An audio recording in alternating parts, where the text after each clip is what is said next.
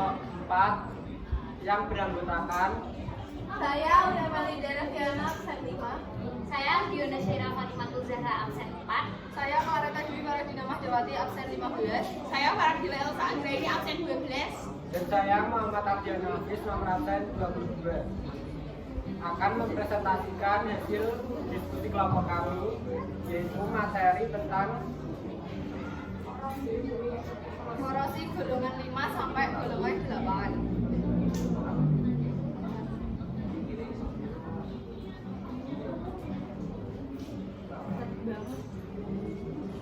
Pertama ada pengertian dari golongan 5 dan golongan 8. Unsur-unsur golongan 5A menunjukkan kecenderungan perbedaan dari non-logam ke logam nitrogen dan fosfor adalah non-logam, arsen dan antimion adalah semilogam dan bismut logam. Nitrogen hanya menunjukkan sedikit mirip dengan kelompok lainnya. Ini dapat dilihat dari rumus unsur dan senyawanya. Molekul nitrogen secara elementer adalah N. Hal serupa terdapat asam 16 di mana nitrogen adalah fosfor putih adalah P. HNO dan fosfor adalah HPO. Selain bismut, unsur-unsur golongan 5A mempunyai senyawa yang stabil atau belok pada keadaan oksidasi -5. Pada nitrogen, senyawa dengan oksidasi +5 merupakan zat pengoksidasi. Karena itu, nitrat HNO direduksi menjadi NO-4, NOx-21, N0, dan NH3-3. Keadaan oksidasi -5 dari fosfor yang sangat stabil tetapi asam fosfat. HPO bukan zat pengoksidasi. Untuk unsur-unsur lainnya, keadaan oksidasi pada umumnya 3, menjadi lebih stabil dari atas ke bawah golongan. Fosfor merupakan unsur golongan 5A yang cukup melimpah dan terdapat dalam mineral fosfor seperti propamputid Ca atau POF yang dapat ditulis sebagai 3CO, 3Ca, PO, CaF untuk menunjukkan keberadaan kalsium fosfat. Unsur lainnya selain nitrogen kurang melimpah di alam dan terdapat sebagai biji oksida sulfit.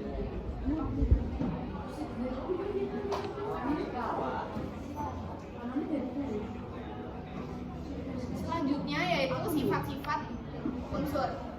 Yang pertama yaitu nitrogen. Nitrogen terdapat sebagai gas tak berwarna, tidak berbau dengan rumus molekul N2. Gas nitrogen dapat dicairkan jika diinginkan di bawah suhu krisisnya. Selanjutnya dimampatkan pada 35 atm dan suhu krisis menghasilkan cairan tak berwarna yang mendidih pada -196 derajat Celcius dan 1 atm. Yang kedua yaitu fosfor. Fosfor memiliki 2 atom roh, fosfor putih dan fosfor merah. Fosfor putih seperti lilin berbentuk padatan berwarna putih. Zat tersebut sangat beracun dan reaktif. Karena kereaktifannya terdapat oksigen. Yang ketiga yaitu arsen, bersifat getas pada keadaan normal, merupakan logam padat abu yang mengkilap. Arsen abu menyublim pada 615 derajat Celcius.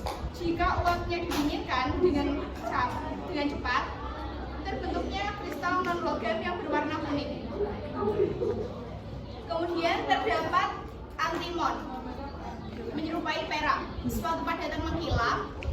Bentuk non logam yang berwarna kuning dari antimon telah dikenal, tetapi hanya stabil pada suhu sangat rendah. Yang keempat yaitu bismut, adalah logam berwarna putih sedikit kemerah-merahan. Nitrogen relatif kurang reaktif pada suhu kamar disebabkan kekuatan ikatan pada F, tetapi pada suhu yang dinaikkan secara perlahan, nitrogen bereaksi dengan sejumlah unsur dengan oksigen menghasilkan nitrit oksida.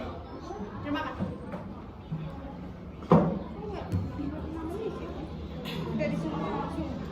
kemudian senyawa-senyawa penting. Hampir semua nitrogen di alam terdapat sebagai gas nitrogen. di atmosfer terdiri dari 78,1% massa N2. Udara adalah sumber komersial utama nitrogen. Komponen nitrogen dari udara dipisahkan melalui pencairan diikuti distilasi.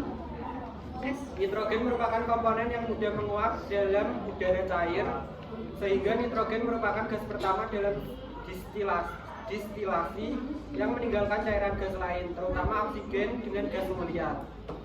Nitrogen cair digunakan sebagai pembeku seperti makanan, bahan terbuat dari karet, dan untuk membekukan bahan biologi. Hampir semua nitrogen digunakan untuk gas pelindung, bertujuan untuk mencegah bahan dari oksigen selama pemrosesan atau penyimpanan. Oleh karena itu, komponen elektronik sering dibuat dari dalam atmosfer nitrogen. Fosfor putih dalam industri dibuat melalui pemanasan batuan fosfat. Sorapatit dengan arang karbon dan pasir atau SiO2 dalam tungku listrik. Reaksinya dapat ditulis sebagai berikut. Gas dari tungku didinginkan untuk memampatkan uap fosfor menjadi cair dan disimpan dalam air sampai menuju dalam mobil tangki.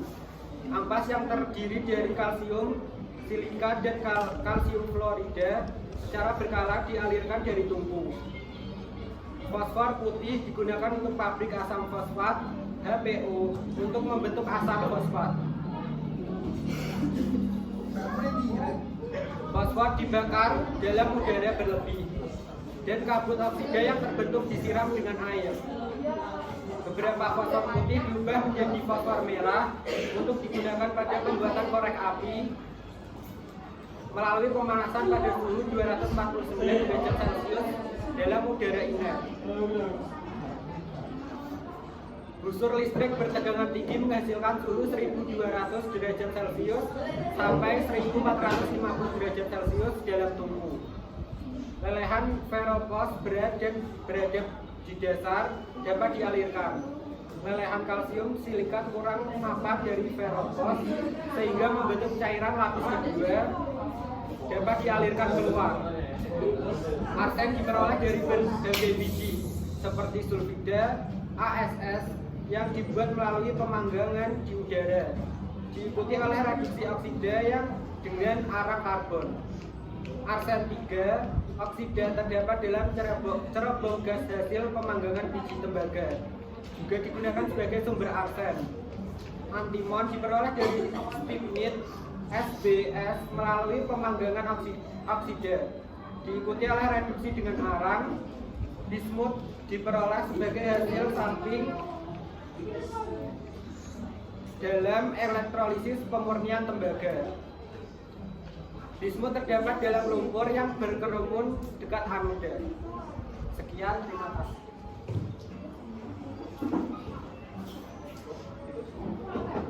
Kegunaan senyawa. Senyawa CaH2PO4 2H2O kegunaannya untuk pupuk fosfat dan serbuk baking. Senyawa CaH2PO4 2H2O kegunaannya sebagai makanan tambahan ternak. Senyawa H3PO4 kegunaannya untuk pupuk fosfat. Senyawa PCl3 kegunaannya untuk industri pestisida. Senyawa POCl3 kegunaannya untuk industri plastik, retardan nyala. Senyawa P4S10 kegunaannya industri aditif, pelumas, dan pestisida. Senyawa Na5P3O10 kegunaannya untuk aditif dan deterjen. Salah satu deret terdiri dari asam polifosfat lurus.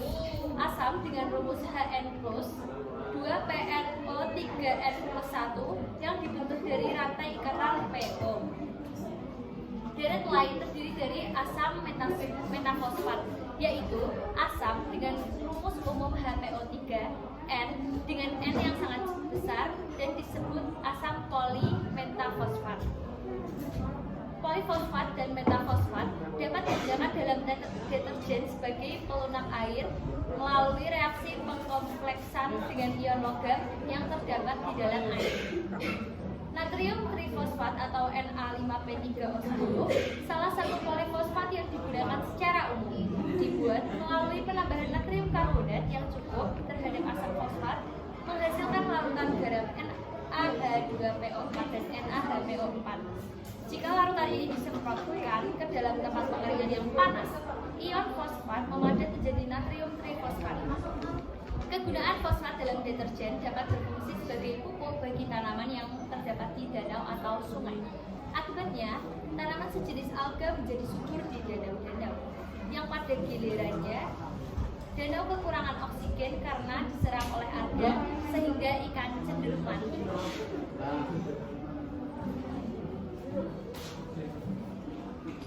Berikut cara memperoleh.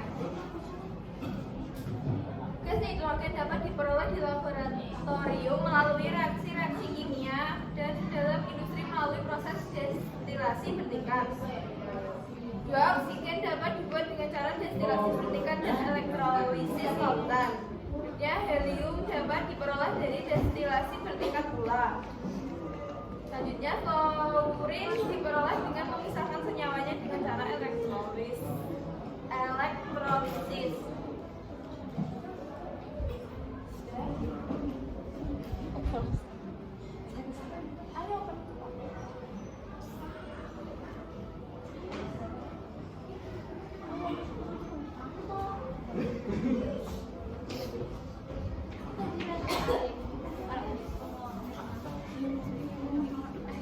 Kok kalian capek enggak ya?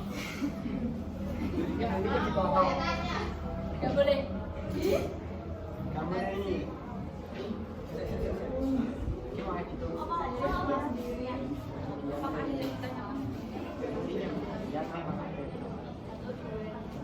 Sekian, apakah ada yang bertanya? Tidak. Terima kasih. Maaf kalau presentasi kita tidak sempurna karena kesempurnaan milik aku dan kamu bersama.